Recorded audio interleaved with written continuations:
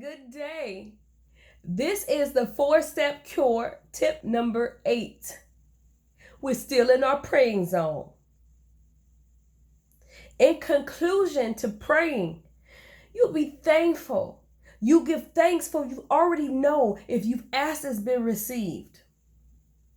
So as you're rounding your prayers up, you'll be thankful as if you already have it. You visualize whatever it was you wanted. Whether it was peace, love, money, promotion, health. Today I am healthy. Thank you, Ori. Thank you, my ancestors.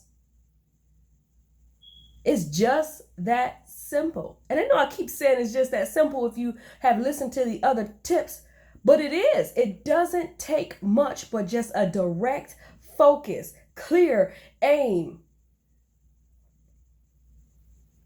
You've prayed. You've spoken to your ancestors, to your Ori. You found your space. You've breathed and exhaled. Now be thankful. Just be thankful.